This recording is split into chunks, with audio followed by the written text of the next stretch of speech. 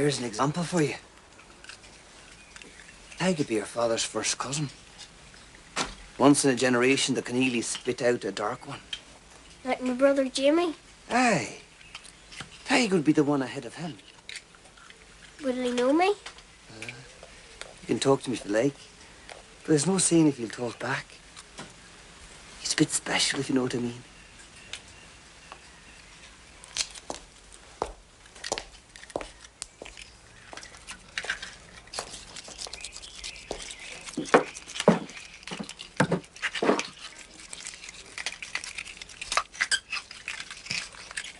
Hello.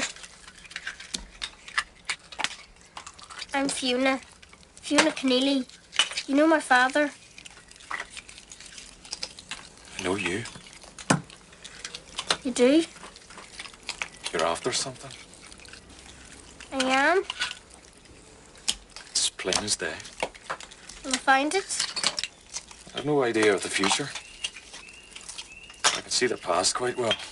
And the present, if the weather's clear. Leave off, Tig. You're frightening the wee girl.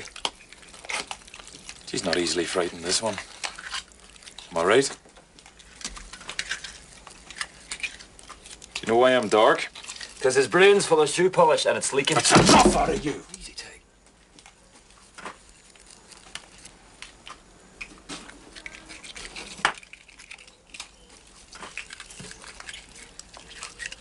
The Keneallys first came to Rowan-Inish. It was still only Irish spoken on the islands. They built their meagre homes on the beach, and the seals and the birds moved aside to make room for them. There's only a few families and all related. So when it came time to find a mate, it was elsewhere you had to look. There was a boy among them, Liam, who always preferred to be alone. He set his own traps, built his own curragh, and sat alone at all the family gatherings. One day, walking out around the outer islands, he saw a thing his eyes could scarce believe. In them days, seals was hunted for their oil and hides, clubbed to death and made into coats and pouches and pampooties for the feet. But Liam never took part in it, for he believed, as many did then, that there was no worse luck than to harm a seal.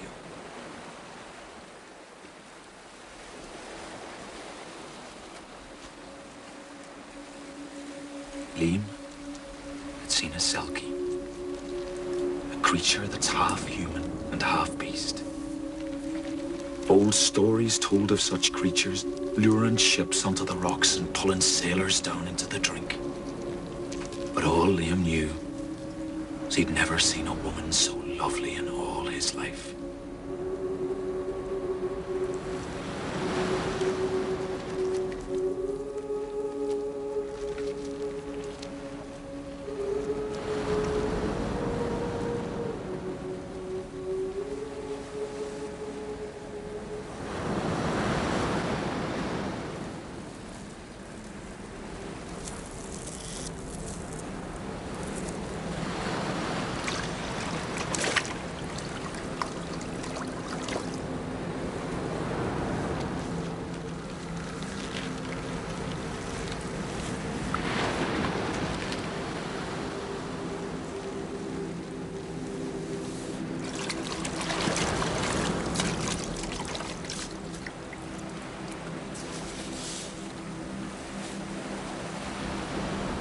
Now, it was said that whoever could capture the hide of a selkie would have it in their power to command as they would.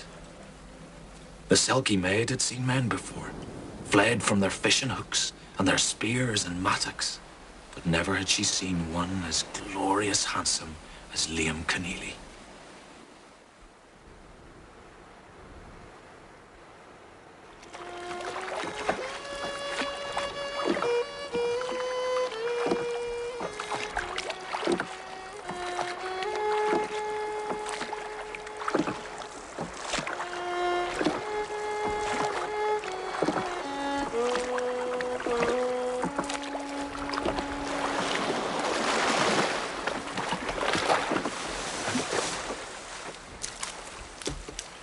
All the islanders, had seen Liam row out to sea alone. And now all saw his return with the strange girl. Island people is a careful lot. Not likely to pass judgment on another person's business in public. There was something so unearthly about the girl that soon set their tongues to wagging. And there was much shaking of heads when Liam married the stranger. She hardly spoke at all, and when she did, her Irish was queer-sounding, more ancient than her grandfather's grandfathers. And when they asked him where he'd found her, with her great dark eyes and her wild black hair, he'd only say Trabeg. Of course, this was nonsense, as it was only a speck in the ocean that even the seals had to leave when the tide was high. And she'd always be at the water, looking out at the seals and the birds.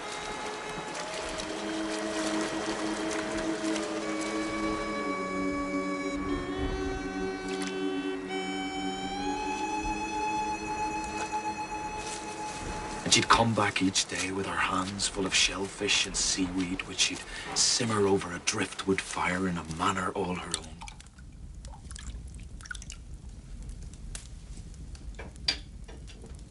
But all had to admit that she was a good wife for their Liam. And before long, she was asking him to build a cradle for their firstborn. It must be made of the wood of a ship that sailed the ocean, she told him. And there'll be no need for rockers, for it will rock on the motion of the sea. It was the queerest looking thing. More of a ship than a cradle.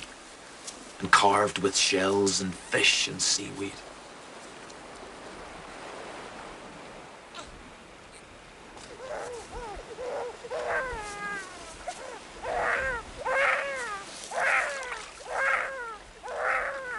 And whenever the day was calm, didn't they put the babe afloat on the water, rocking on the sea, with the ripple of the waves against the hull for a lullaby?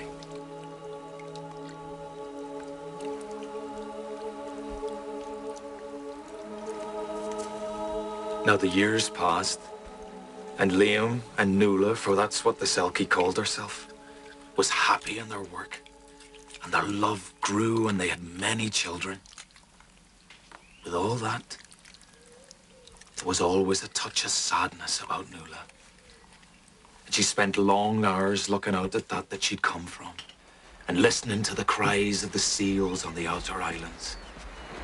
One of these afternoons, it was her eldest, who was called Fiona, said the words to her that changed it all. Cain fa go will cotta leather I wallach ig mahar since scrahi. Why does father hide a leather coat